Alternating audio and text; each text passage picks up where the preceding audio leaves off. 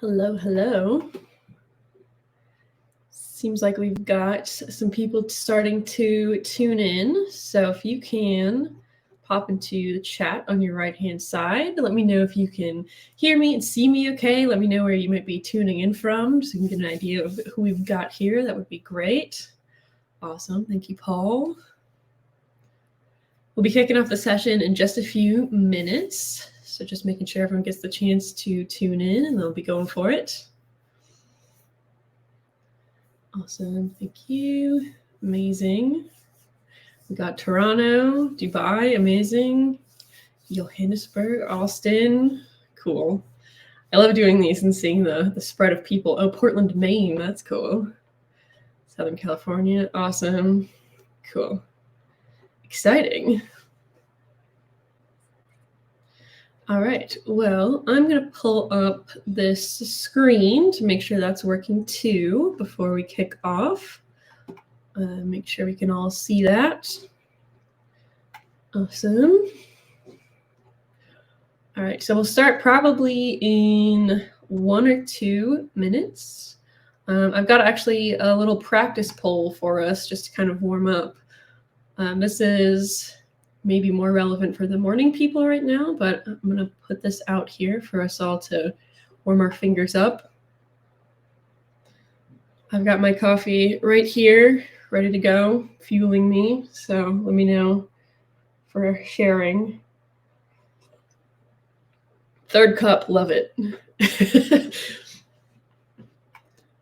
Awesome.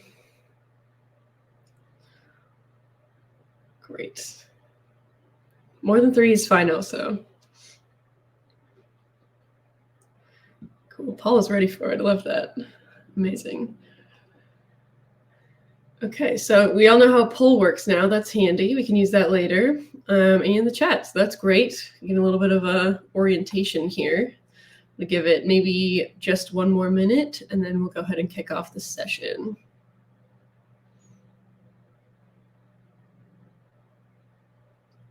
Get a Diet Coke instead of coffee. Cool. We do have some tea people. That's good.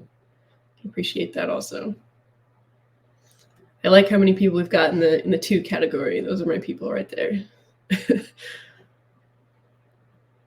Great. All right. Well, we're 2 minutes in, so let's go ahead and get into it. Alrighty. So we have a lot to cover today. We've got a big juicy topic, so I'm very excited to get into this with all of you. A couple other things to cover really quick up front. Obviously, our topic for today is Bridge the Gap Between Strategy and Operations in our Strategy Bytes series. So this series is kind of focused to kind of take you to the basics of strategy. So, you know, some of this might be things you already know, but we want to make sure that we're covering this, making it really accessible for everyone, making sure we've got these kind of bite-sized topics that we get through and making sure that we can keep everyone kind of on the same page, covering this general information and, you know, make sure we've got this information accessible for pretty much anyone. So with that said, we are going to go ahead and kick off now. I'm going to start off with the agenda and a little bit of housekeeping. So for the agenda today, we're going to be starting off with a segment to kind of provide a little bit of background context and information on what it is we're going to be digging into today.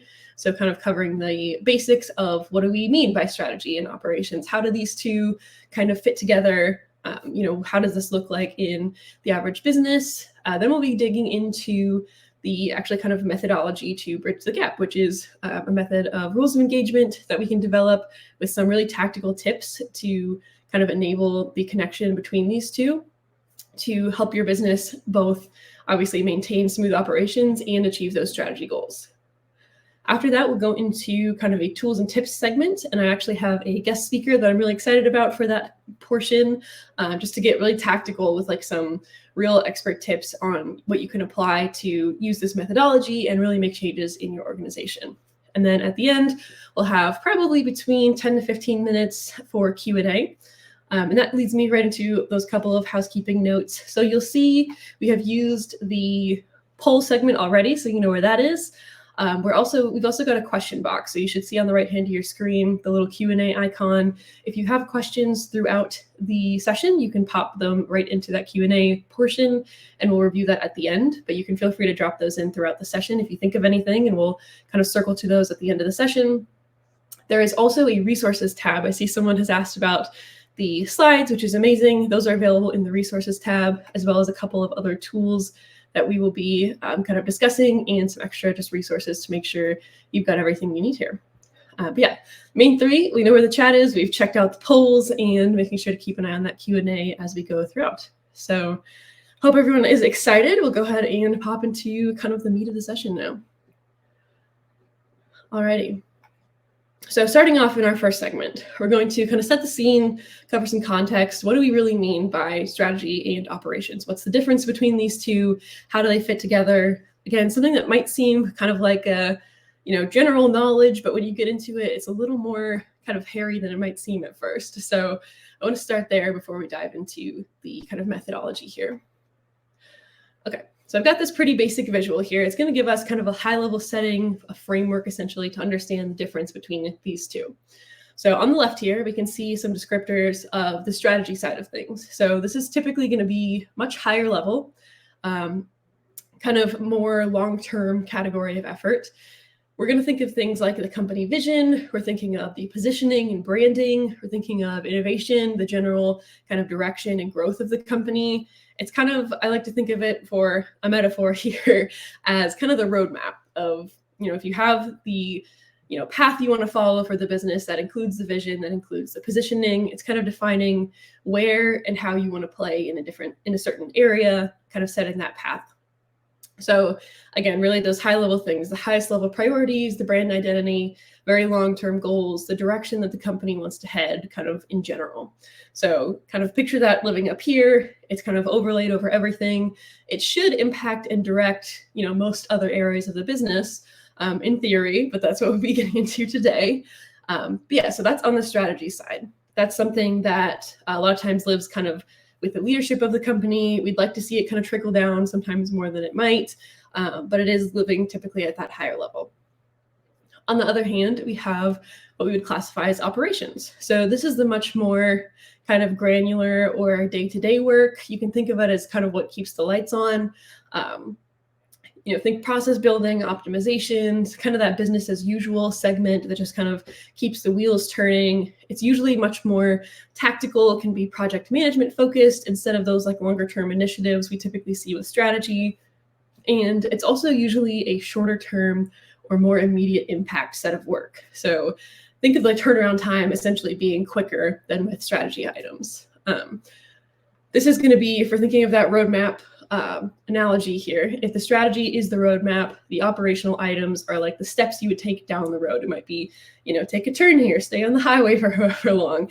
That's kind of what we're getting into with the ops side of things. So the strategy is maybe the destination, the general direction we're heading. The ops is kind of actually driving down that road, essentially.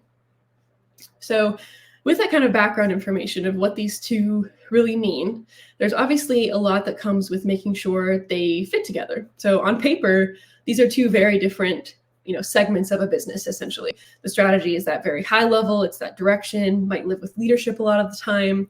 The operations side is that much more granular. It's maybe something that kind of you set it and forget it at the leadership level sometimes, depending on what type of organization you're in. But these are, on paper, very different areas of the business. So, it might not be as clear as we want it to be how we connect the dots between these two and really bridge the gap. So with that in mind, let's take a look at this next section. This is what I like to call as essentially the symptoms if your strategy and operations are too separate. So a few of those common symptoms that we'll see when these strategy and operations are really disparate is a couple of things here. So the day-to-day work that your team is doing doesn't really seem to be moving the needle on those strategic visions or really moving the business down that roadmap toward those long-term goals. So you might be doing work every day, obviously, across the business, but you might not be seeing those results that you want that are really propelling you that direction, increasing that positioning, making you more competitive, those big long-term meaty goals that you want to work for at the strategy level. with that kind of as a premise, that means that your teams are doing work that really isn't connected to those strategic outcomes. So obviously they're doing something, but it might not be really propelling forward the vision, that positioning, the growth that you want to see at that higher level kind of business strategy level. And of course, when people are doing work that isn't connected to those strategic outcomes that you want to accomplish, we see things like resources, time, money, physical resources getting caught up in unnecessary projects. So obviously this is a pretty high stakes situation if you're not achieving those strategy goals that you're setting out to. If your team is, wasting time or resources, it's not really putting you in a great position at the end of the day. So, obviously we've got pretty intense situation here if we're not addressing this kind of gap here. So we want to think about how to actually go ahead and do that in a sustainable and effective way. And that is what we'll be talking about today. So now that we've kind of set the scene, I want to take a step back really quickly and pose this question to you all to kind of think about from your own perspective. How would you rate your organization in this category? So I'm going to put out a poll for this here. And just think about rating your team, on a scale of 1 to 5 here on just how connected your strategy and operations are. This is a pretty wide question, and depending on your position, you might have a slightly different kind of take on this. Maybe someone who's kind of a more boots on the ground role might have a different view of this than someone in the C-suite. So just think about it from your position in your organization. What does this kind of look like? Awesome. So we're getting a pretty good variety. Oh, one person gave it a 5. Awesome. You go. Okay, so we're seeing a lot of the average is kind of in the 2s and 3s here, that makes sense. That's probably where a lot of us are living. It's not terrible. You might not be thinking about it every day, but it is something where, it could be advantageous to spend some time there and work on getting this into a bit of a better position. Awesome. Yeah, so it seems like we're living pretty heavily in that 2 and 3 section. So that's awesome. Thank you for giving me that. All right. So now that we've thought about it a little bit, let's go ahead and dive into what we can do about it. How do we make those numbers maybe a little bit higher? Okay, so as we transition and how we've got this little bit of self-reflection under our belts here, let's take a look at actually tactically what we can do about this to kind of get that number higher up. We can join that person who gave it a 5. That's where we want to be. Okay, so as we kind of shift gears into this next segment, what I want to do is actually take a look at some examples from experts. So this is going to give us essentially a frame of reference that we can examine to kind of extract the methodology for bringing strategy and operations together.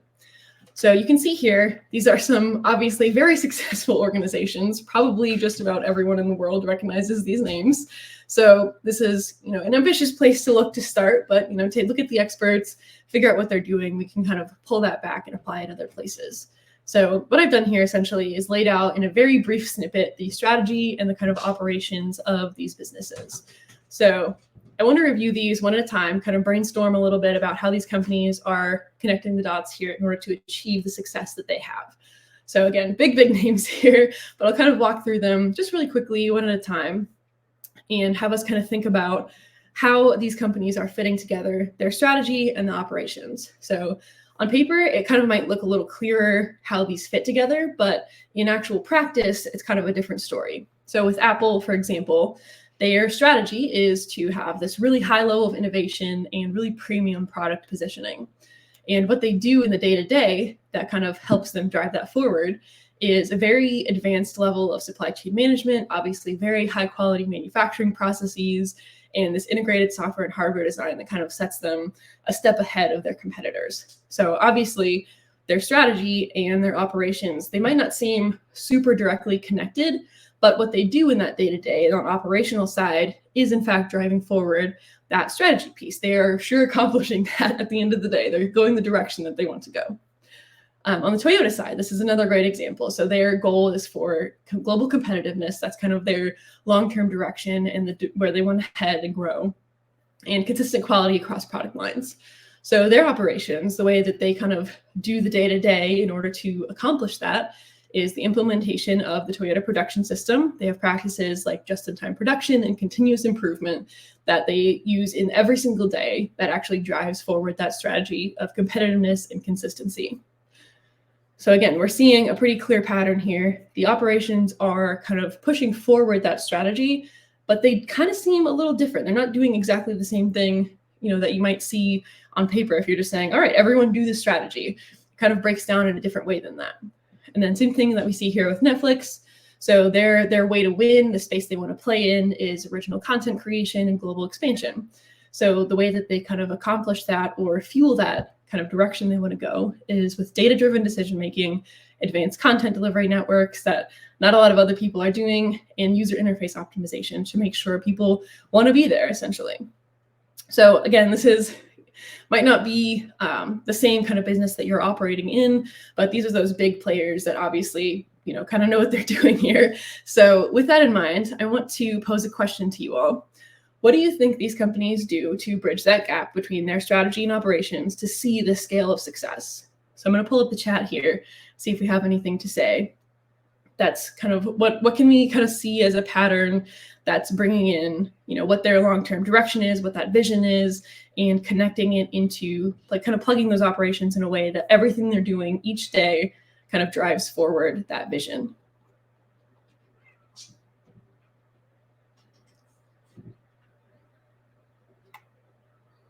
Great. Awesome answer already. It's kind of, it's a big question. So I just wanted to kind of see what our thoughts are on this. Engagement, that's a great one. Using data, perfect. Ensuring alignment, yeah, that's a great one. Staying data-driven is super important. Dialogue, that's huge. Breaking down priorities, that is amazing. That's exactly what we're actually going to dive into. You got it. Executive teams and the rest of the company, that's huge. Communication is obviously a big part of this. Defining the goal, mapping the objectives. Yes, great. This is awesome. Amazing. You guys are exactly where we're going to go here. You're ahead of me. Perfect. Yeah. So we're right on track with this. One of the biggest ways to kind of keep these together, make sure that what you're doing each day is driving that bigger direction of success, is using rules of engagement. So this is kind of the secret sauce. All of these companies have kind of implemented methodologies or specific directions or frameworks in their day-to-day operations that tie directly back to their strategy, so that everything they do in each of those days really drives them towards that overall strategy direction. So even if, you don't necessarily have to have every single person working towards, oh, I'm going back to the strategic goal, but if you're implementing a methodology in that day-to-day operation with these rules of engagement, everyone is inevitably working towards that strategy and that longer term vision. So by crafting these rules of engagement, holding teams accountable, that's a great one we saw, kind of creating this alignment. These companies are connecting the dots between strategy and operations in a way that keeps things running smoothly so that day-to-day is still being addressed, and it's allowing them to achieve those high-level long-term strategic goals. So by connecting the dots here, we're really changing the game. We're making sure that every piece of work being done is propelling forward that long-term goal, and everyone is working toward it together. All right, so that is kind of the secret sauce here we're going to dive into in this next section, is understanding how to develop those rules of engagement to bridge the gap here. I'm going to take a quick pause and just scan through the chat, make sure we're all following, feeling good about this. Have a little coffee. Awesome, cool. Seems like we're on the same page, so excited to get into this next section. Okay, so essentially what I've done, if we've got the secret sauce here, I've broken it down into more or less the ingredients of developing a set of rules of engagement that can help you kind of bridge this gap and accomplish what we're wanting to here today. So this is one that I actually saw a lot, so amazing, you guys are already on it, but breaking down the strategy. So a strategy might look like a 5-year plan, it might be a 10-year plan. I think I've actually seen a 50-year plan before, which is crazy, but that strategy is always going to be kind of a huge idea kind of chunk that lives at the top. And it's not something that you look at and you say, if we think back to those examples, if they're having, competitive growth, consistent quality, that's not something that you look at and you just say, all right, check off the box for consistent quality. It's much bigger than that.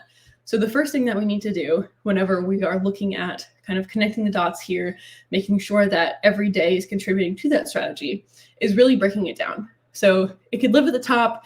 You might want it to kind of trickle through and affect things. But until you break it down and kind of make it really specific, it's pretty much impossible to do that. So within this kind of ingredient, this break it down of the rules of engagement secret sauce, there's a couple of steps that we want to follow to make sure we're doing this in an effective way. the first thing here is to make sure you truly understand the strategic goal. So obviously, we might need to apply these steps to kind of several segments. You probably can't look at your strategy and, all at the same time, break it down into these couple of steps. So think of kind of segmenting this out, maybe to different areas of focus, pillars, priorities, maybe different teams, however you organize your strategy. You just want to start with a piece of this and then look into this step of breaking it down. So once you understand it, you need to understand a lot of different pieces here. So what do you mean by that strategic goal? Make sure you have a clear understanding. Make sure you know what it is you're trying to accomplish. Make sure you are able to describe that and other people can understand it. So you can't really do anything with this until you have this solid understanding of what it is you're trying to accomplish. And connected to that, you need to be able to define success. So I think someone also said, I think a couple of people said setting KPIs, which is a great one as well. So once we understand this goal, we can't really accomplish if we don't know what accomplishing looks like. So we need to define success, we bring in measurable targets, and we have an ability to essentially prove if or when we've completed what it is we're trying to complete. So in some of those examples, it might be, define what it is to have that level of quality, define what makes global competition. Is it having a certain percentage of market share? Is it having a certain dollar amount of revenue? Whatever that might look like, you need to define what that success is and where you're actually trying to go and reach. The kind of final piece of each of these, and again, this might be like kind of slices of the pie, it might be legs of your roadmap journey that we're thinking of here, but within those, you want to identify and define the major projects. So this is like the stops on the road trip, where we're going to go, the turns we're taking, really breaking that down into an understandable, measurable kind of set of steps we need to take. Within that, kind of connected, very, very closely connected, is the next step, which is to make those projects tangible. So once you've broken the strategy into these kind of projects and make it achievable, we know it's achievable, we need to make it something that's tangible, especially if this is something that you need to kind of share out into a wider team, a lot of different organizations maybe. You've got a global team. You need to make sure everyone can kind of be on the same page here. And part of that is making those projects very tangible. So how we do that is a couple of steps here. The first thing is to create a detailed task breakdown. This can come with a lot of different slices. So if you have that project, it might be, a very clear step 1, step 2, step 3. You might need sub-projects. You might also want to make sure you're connecting those measurable items into this section. So this is really all about, defining how you want to accomplish these things. We know what we want to accomplish now. This is where we're defining how we're going to do it. And two of the most important, well, all of these are really important, but part of how we guarantee that we are going to actually accomplish these areas is developing and maintaining a timeline and assigning clear accountability. So we're going to actually talk a little bit more about this later as well. But essentially, now that we've decided what and how, we need to make sure we know when and who. So the when is very important, because if you've got this long-term goal and you just say, someday we want to have $5 million of revenue, whatever that might look like. If you don't attach a timeline to that, it's just as important as attaching the target, having that measure. You need to make sure you also have the timeline by developing and maintaining that. So that means making sure you're staying on track with it, adjusting the timeline if you need to, just ensuring that you have, a tangible time that you would need this to be accomplished in order to contribute back to everything else that it is you're trying to accomplish. And the accountability piece is kind of similar there. So not only do we need to have that time assigned to know kind of what's happening when, we also need to know who's doing what. So this is also a great way to make sure things actually get done. If you just have something floating around that you want to happen eventually and no one is assigned to it, no one's taking responsibility and ownership for it, probably never going to get done. So one of the important steps here, along with that timeline, is making sure you know who's doing what, assigning that accountability. Maybe that looks like having, a manager position who's responsible for the project overall, and they get to break it down to, their reports. But you need to make sure there's someone who's going to, at the end of the day, take responsibility for this thing being done. Every piece of your strategy, every project that feeds into those pieces of the strategy needs to tie back to a person, someone who's going to make sure that it gets done. And then the kind of final piece of the puzzle with that timeline, with the accountability, with the measurables, is regularly reviewing the progress. So we've probably all seen the studies of, what you measure, you improve. This is kind of where we're pulling that to a full circle. So if you are regularly reviewing that progress, We want to reach that revenue number. We want to reach that market share percentage. We want to reach that, whatever it may be. You need to be checking in on that on a very regular basis to make sure you're heading the right direction, especially with something that you want to integrate into the operational side, with making sure it's happening in that day-to-day. You can't really know that's happening unless you're regularly reviewing that progress. So this is how we really make these pieces tangible. We've broken it down. We are now making it into something real. It's not this like big high-level long-term goal anymore. It's a very specific set of steps that we know we can follow to propel us down that roadmap and reach success. So the final piece of the puzzle here, the last ingredient, is the last step to incorporate that strategy into the day-to-day via those measurables and via those projects. So now that they're achievable, we know that they're tangible, we know people know about them because we've made them real. The next thing we need to do is make sure we're incorporating it into the day-to-day. So making sure each day's work moves towards that general direction of success, making sure that we're propelling towards that on a daily basis instead of it just being this kind of concept that's floating in the back of people's minds.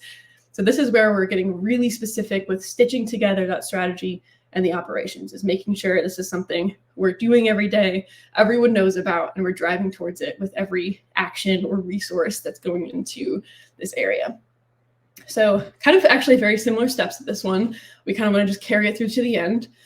So something that's very helpful is defining that structure of ownership for strategic projects. So these two kind of, the top two kind of go together. You might have an actual set of kind of business as usual activities that are not necessarily strategic. And this is something that, you know, one of those symptoms can go too far of only doing that business as usual and not doing anything strategic. But we need to make sure we're also not going too far the other direction. You want to make sure you're balancing this really well, because, you know, paying the electric bill or doing payroll, those things might not be necessarily strategic projects, but obviously they need to be done. So you need to have some kind of methodology to ensure that both of those things are happening. And that kind of comes with the kind of clear accountability and timeline pieces that we talked about. So when you're breaking this down to like the most granular chunks of what you can do to accomplish this strategy, you can make sure that you're balancing it in between the business as usual, between the right teams. Some teams, like a finance team, might not have anything. They have things that aren't business as usual. It might not be just a bunch of strategic initiatives, whereas, a different team, like obviously a strategy team, might be doing things that look a little different. So you want to make sure you're aware of both of those pieces so we don't swing too far the other direction, and we're really balancing this bridge between these two in an effective and long-term way.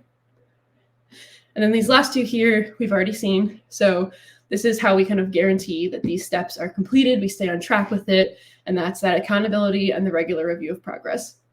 These are really like the linchpins of accomplishing any of this, is having the timeline, the measurables, the accountability, and the progress. If you, pretty much no matter what you're trying to accomplish, if you have all of those things defined, you have someone accountable, you're reviewing it regularly to make sure you're moving the direction you want to, you have a measurable, that's how you accomplish things. I think we all can probably tie that back to very specific areas of experience, but that's kind of at the end of the day, it's back to the basics. Those are the things we want to accomplish and regularly practice and integrate to make sure that that strategy is being contributed to in the day-to-day. All right, hopefully we're all following still. I haven't been watching the chat here, so hopefully we're on the same page.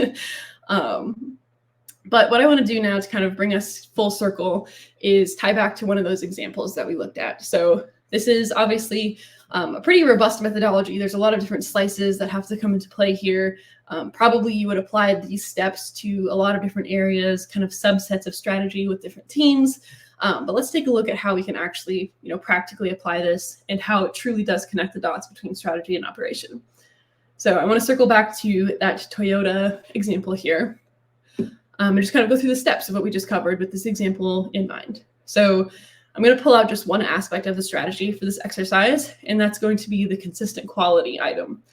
So for breaking it down, we want to kind of figure out what that project is and start making it into an achievable slice of work. So the break it down is to maintain consistent quality by implementing TPS, the Toyota Production System.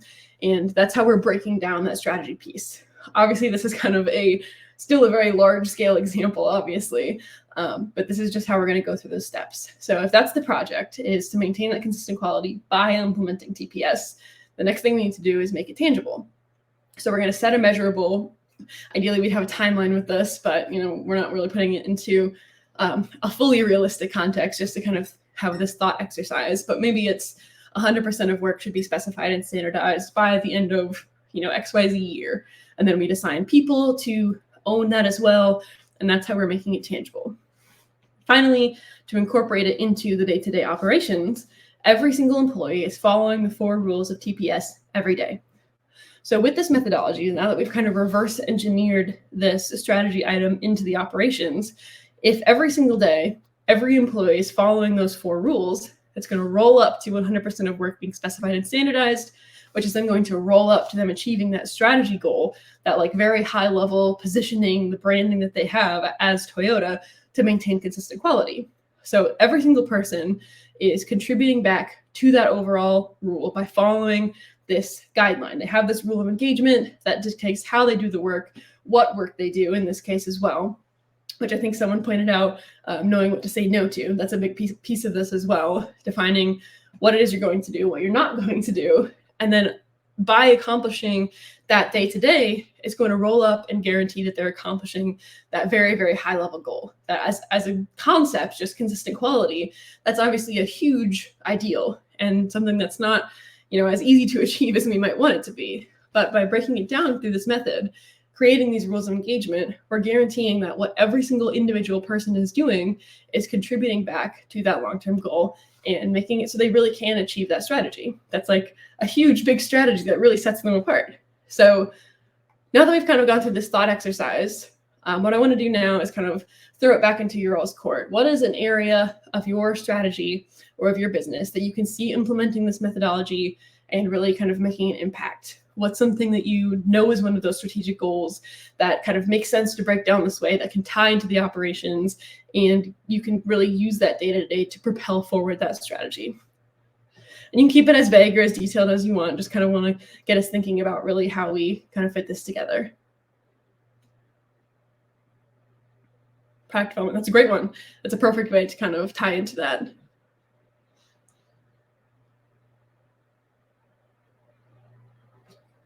This is a big thing. I'm hoping that we can all kind of walk away with a place to put this in. Sales, great. Prioritization, awesome.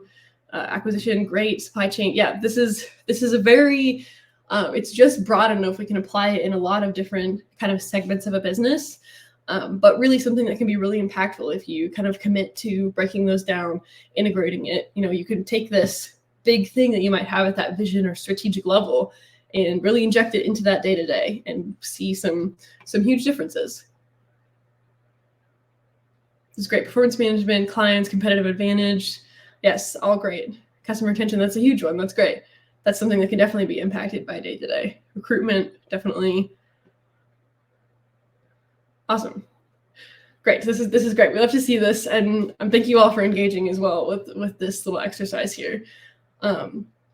Okay, so what I would like to do for our kind of final segment before we head towards the Q&A is have kind of a final segment on the tips and tools that are very kind of practical, very granular, specific things that we can implement to really see some results, make some changes, maybe even get to that Toyota level of success here. So for this segment, I'm really excited to bring on one of my colleagues, Danielle. Danielle is something of a business and strategy expert. So she's got a lot of experience in this area, some great tips to share on the topic. So yeah, Danielle, if you can come up on the stage with me and introduce yourself, maybe tell us a little bit about your experience, you can go ahead and take it away. Wonderful. Thank you so much, Beck, for the introduction. And it's great to meet everyone and to be here with you all today. So my name is Danielle Lattimore, and just to quickly introduce myself and give some background, I've been at Cascade here for about 3 years now, and I spent almost the first 2 years of that working as a customer success manager. So I've talked with hundreds of our different customers about what they're trying to accomplish and how to help them accomplish that. And a huge part of that is bridging this gap between strategy and operations. Often in companies, they can feel very separate, they can be very disjointed, and we can see that what's happening at the ground level on the execution side doesn't necessarily line up. So this is a big change management and transformation journey that these organizations go through. I actually did see a few familiar names in the chat. So if I know you already, great to see you again. And again, great to meet everyone else.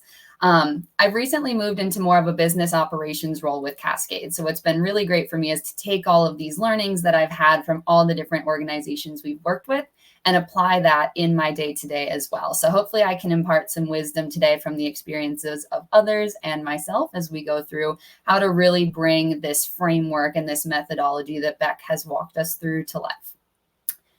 So diving right into it, I wanted to start really quickly with one more strategy example. So Beck has already taken us through some strategies like Apple and Toyota, but one of my favorite strategy story examples is for Southwest Airlines. So I wanted to quickly start there to set the scene for some of the tips that will come.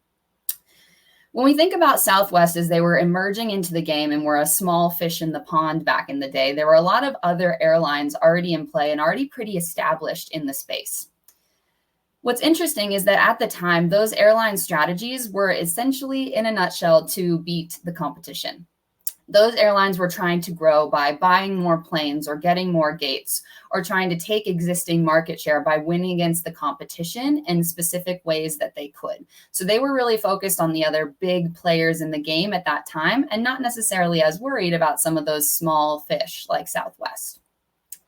However, when we think about Southwest strategy, Southwest had a very interesting take on what it was that they wanted to do.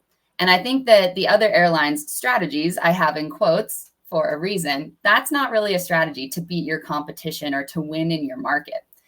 Southwest, on the other hand, said, you know what? We're not trying to beat the big airlines. We're not trying to be this luxury option. What we actually want to do is to offer a quicker and more convenient alternative to taking a Greyhound bus. We want to do point-to-point flights, not super far, and really just keeping those planes in the air as much as we can to quickly move people around. We're only going to have one kind of aircraft. We're going to do 737s and nothing else. That means we can have consistent gates, consistent systems and training and simulation so we don't have to be spreading our resources across a lot of different elements. We're going to do short flights, so that means we're not going to provide meals for passengers on those planes, and we're going to book online. Everyone else is pushing travel agents, but that's more cost for ourselves and for our customers. So we're going to really push booking online because that's more convenient anyway. What this enabled was Southwest being able to connect with actually a whole new group of people who maybe wouldn't have taken flights in the past who are now taking flights and offering a more convenient and cheap alternative to those who are already taking flights. The big difference between the other airline strategies and Southwest was that they knew where they were going to play and how they were going to win in that segment specifically. They weren't trying to boil the ocean and bring everyone on board. They knew where and how they wanted to play, and they basically took that market share right out from underneath the other airlines, leaving them to compete for what was left. Southwest is now a giant. And I think that this is just such a great example because one of the most important things when it comes to connecting strategy and operations is having a very strong, very clear strategy that's focused, that's not too broad, and that really is something people can resonate with that can guide their day-to-day decision-making. Because often those who are developing the strategy are not the ones doing and executing and the boots on the ground. So those things need to be relatable and people need to be able to take that strategy and translate it into their day-to-day work to be most effective. So jumping into some of the tips, now that we have that segue oriented, these are kind of my top tips when it comes to connecting strategy and operations. It's so important to have that clear and specific strategy and to socialize that strategy with your team, because the most effective way to connect these dots is to have everyone on the same page about what you're trying to do. And I think that one of the easiest ways to test this is knowing if all of your key players in your organization can successfully validate their work against the strategy. If someone at your organization can think about what they're doing in that day and say, I can see how this clearly aligns to that strategy that we've defined and I'm going to do it, that is a really good barometer of your strategy being socialized, clear, and executable within your organization. Not everyone is going to get it right every time. So that's really where we circle back to this idea of governance and rules of engagement, making sure we're bringing the right groups of people together on the right cadence to discuss and to challenge the activities that they're doing and make sure that everything is moving as a united front towards that ultimate strategy and that ultimate vision. I have a quick visual here that comes from a strategy report that we actually conducted a couple of years ago. We surveyed 1,700 people across different roles in different organizations and industries. And we learned a lot of really key things about the gap between strategy at the C-suite level versus team members. And I think this just epitomizes strategy versus operations and how connected those things are and moving together. There are very few team members who review progress weekly on their strategy, a few more who do feel a part of the strategy, but not that many still that even know how they track. There's a really big difference between C-suite level executive and team members on knowing the strategy, how it's tracked, feeling a part of it, and reviewing progress. So that is really key to bridging this gap between strategy and operations, and having that clear strategy that's accessible, that's socialized, and that's driving day-to-day decision-making is so, so key. So moving along here, we are going to dive into a couple of tools that we have available for you to kind of help action this in your organization. And I believe this is already linked in that resources section to the left of the chat if you want to download this now. But we offer an operating cadence toolkit, and this kind of breaks out the journey into these 7 steps, as you can see, for taking your existing processes and leveling those up to really weave strategy into your day-to-day or business as usual operations. So first, it starts by really figuring out what meetings are happening today in your calendar and what's being discussed in those meetings. How are decisions being made? What types of decisions and outcomes are we trying to have as a result of those meetings? And then thinking through, how can we layer in more of the strategy discussion? How can we connect this to our goals? What are the key KPIs that we're looking at? And critically, how are we celebrating wins and socializing what it means to actually be working in alignment with the strategy? Next is kind of aligning with your leadership team on what they need to be able to make decisions with speed. So thinking about those existing meetings, how can we weave in strategy, and what are the questions we want to answer with those meetings? What data and what information and what people, or which people do we have to have present in those meetings to have that success? Next is orientation points. So this is a really helpful way to kind of back into what cadence you may want to have, thinking about where you need your strategy story to be the cleanest. And typically this is going to be in a cadence along with board meetings or things like that, where you're talking about your broader strategy and your broader vision for the organization. But backing in from that, being able to design meetings as checkpoints between that, where you can keep everyone in lockstep and informed and moving in that direction, knowing what story you hope to be able to tell at that next meeting, and backing into that with everything in between. The people part of this is incredibly important. So mapping out where your people programs take place. This could be comp plans or performance reviews. And again, weaving strategy into that. Laying out blockers if you know that there are significant periods of time where you go on holiday or have different things happening in your company, working around that to establish a governance that is sustainable throughout all of those pieces. And bringing all that together to map out your future calendar. Last piece, communicating. So communicating is just so key. Again, if your people are not across this, if they're not bought in, this is so, so important to have. So that last step is very critical, and all of the steps you've gone through before that to lay out a really well thought out process should help make those communications and that adoption much smoother. All right, so we have just a couple more things to touch on here in terms of how the platforms that you use or the processes will really support enacting this operating cadence. So if you want to jump to the next slide here, perfect. So when it comes to driving a strategic culture or transformation within your organization, there are kind of 3 main pillars to success. And I like to think about those as people, process, and technology. People are obviously at the heart of executing your strategy. They're the ones who are the boots on the ground doing that work day to day, and getting them understanding and committed to the strategy is very, very critical. Supporting that and really driving that home is process. So establishing a clear governance and operating rhythms around your strategy, like we talked about in the prior slide, to keep things moving and keep them on track.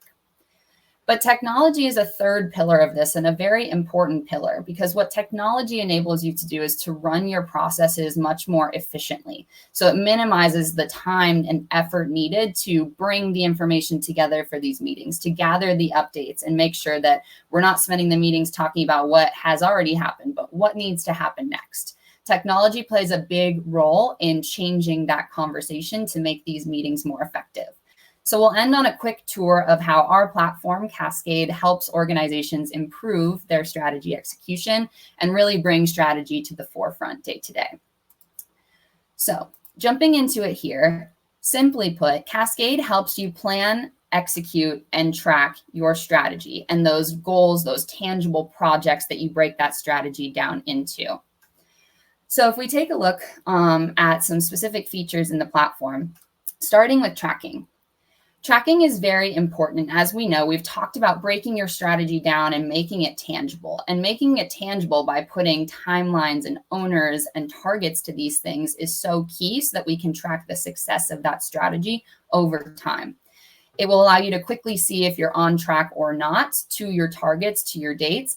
And actually, I saw a really great question in the chat earlier that was around, how will we know what the right balance between strategy and operational activities is? And I think that this is a great way to know that. If you're pacing on track to your targets or not, you'll be able to make decisions around where you need to pivot. And maybe some of those timelines are unrealistic for certain strategic projects because of operational things that need to have happen.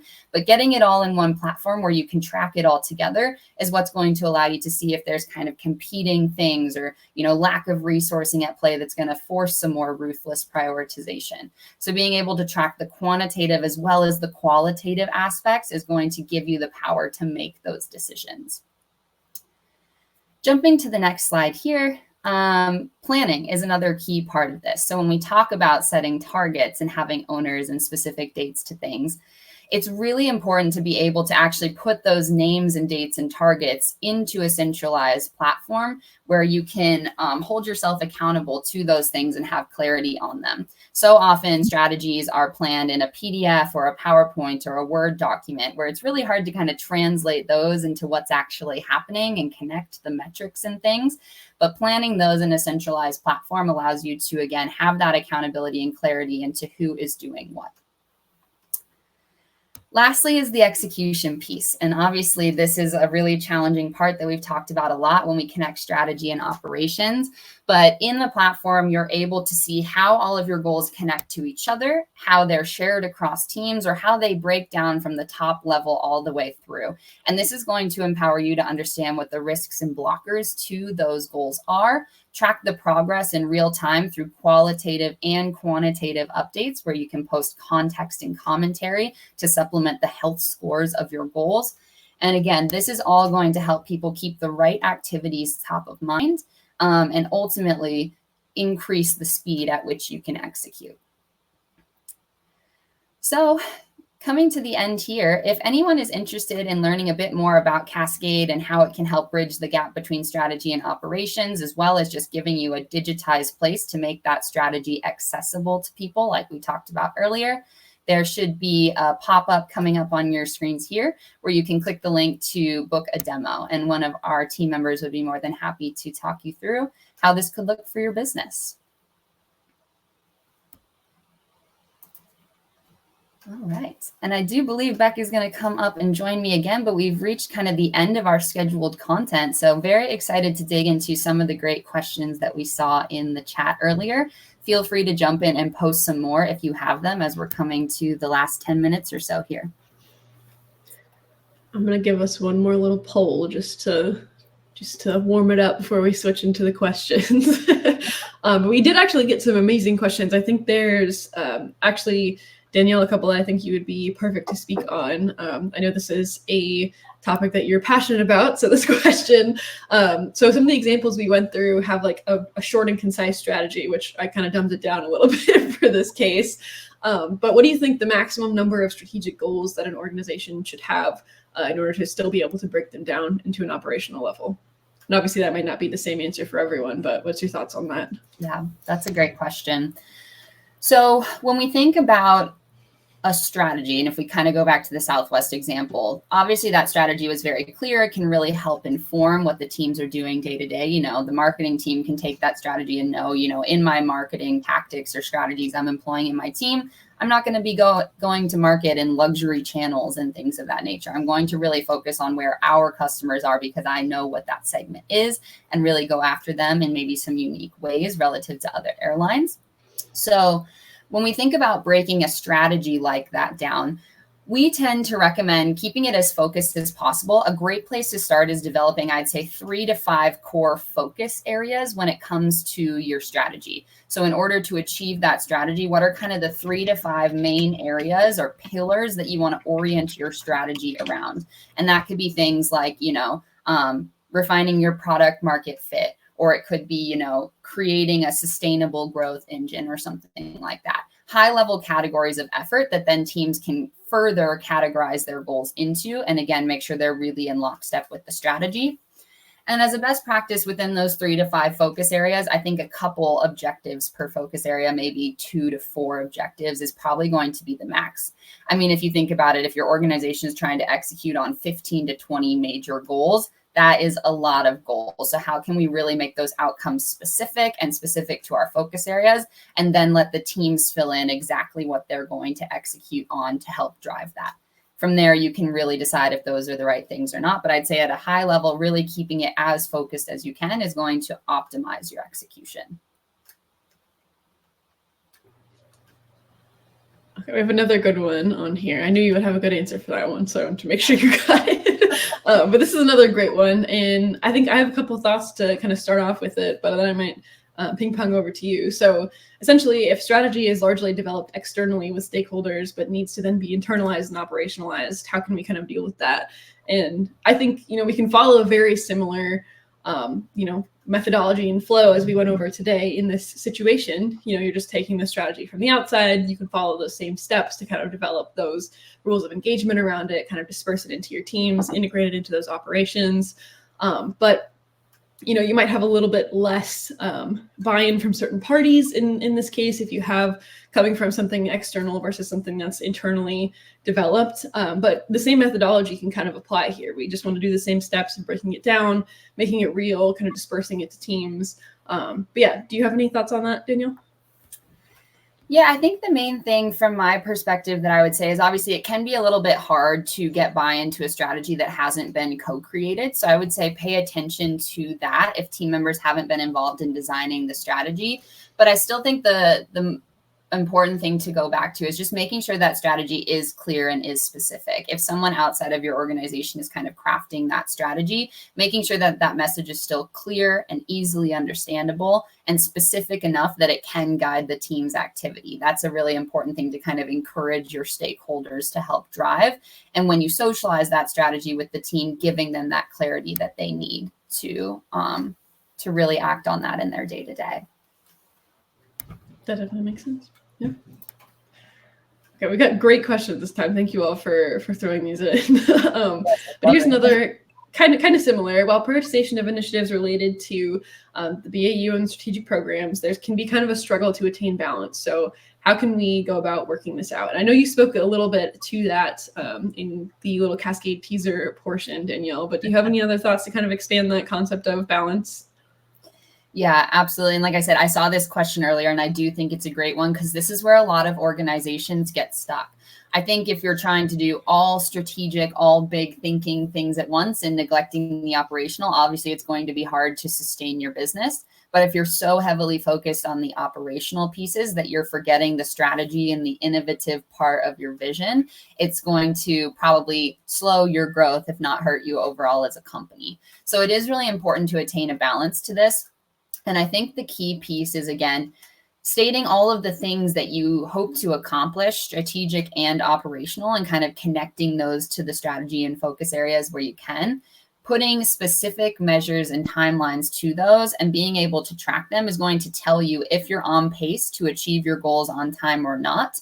And when you see that you have a lot of goals in play and some of them are at risk of not being achieved on time, then you can decide which of those goals in the given time, knowing the context of your business and your market, is the strategy. And sometimes that might be prioritizing something operational over something strategic. And sometimes it might be the opposite, depending on where your opportunities lie and when you need to act on them. But I think just having clarity in what all of those moving pieces are and how you're pacing in terms of something you can actually measure, that will really inform what you can realistically achieve on time and help you then prioritize to do the things that matter most. That's definitely helpful. And that's kind of a constant balance too, as well. So practice makes perfect and those kind of things as well. Absolutely. This is a fantastic question. What are the capabilities to integrate Cascade with other management information systems? So this is a great question. We love to talk about Cascade. But Cascade actually has a very flexible capability to integrate with different tools. So depending on what it is that you're using, we have a team that can build custom integrations. We have a variety of native integrations that are just kind of plug and play with the platform, but it is kind of built to work with your existing tech stack, kind of sit on the top of that, funnel information in, and then kind of let you manage that strategy with any other tools that your team might be using all together. So if you have something specific in mind, you can definitely use that demo button or reach out to our team. We can set you up with something, and we'd love to talk about more specifics that you might have in mind to connect with your tools. Yeah. The last thing I would add on that piece is that it is incredibly common to integrate Cascade with existing systems, because what it does is really bring the strategy and context to all of the things that you're doing. So a lot of our customers use project management tools to track the really granular tasks they've broken the strategy down into. They may use BI and visualization tools to really dig into those financial metrics. But bringing all of those different pieces, parts into a centralized platform allows you to see what your broader goals are, how your projects support those, and what the measures of success are. So you can actually evaluate, are these the right projects to be working on to drive this particular outcome, this measure that we want to achieve? So it helps you kind of answer those high level questions, and integrations are very, very core to that. See, I'm glad we got that question. That's a really important piece of this. Oh, you're muted. Beck, you're on mute. Should have cut that one. It's not 2020 anymore. What I was trying to say is, obviously with the integrations, you might have different thoughts on that, different tools you might want to connect with. You might have had a couple of ideas on how you could, kind of fit Cascade into your organization. We would love to talk with you about whatever kind of thoughts or applications you might have in mind. So definitely take advantage of that call with one of our teammates to go ahead and talk about that, get into what it could do for you, how it could fit in your organization, and really help you bridge the gap like we talked about today. But yeah, so we are just about ready to wrap up. Thank you for those great questions. Thank you for the engagement in the chat. We really appreciate that. Makes it so much more fun to have the engagement here instead of just talking to a screen. So thank you so much. Don't forget to check out those resources in the resource tab. That is available for you all to check out and download. You can use the slides also in the resources. So that would be amazing. Be sure to check those out. And then we'll have the recording sent out to all of you after as well. So thank you so much again. I see a question about my tattoos. I don't know which ones we're talking about, but thank you. But yes, thank you all so much for being here. It's been great. This has been a great presentation. We've been really excited to share this with you all. If you have any feedback as well, feel free to drop a line here. You should have gotten some emails from the team leading up to the event as well. You can drop a reply to those. If you have any thoughts, maybe any other topics you'd like to see in the future, that's always something we'd love to hear feedback on. But yes, thank you so much. Have a fantastic rest of your day. We'll hope to see you in another session sometime in the future. Thank you all. Thanks, everyone.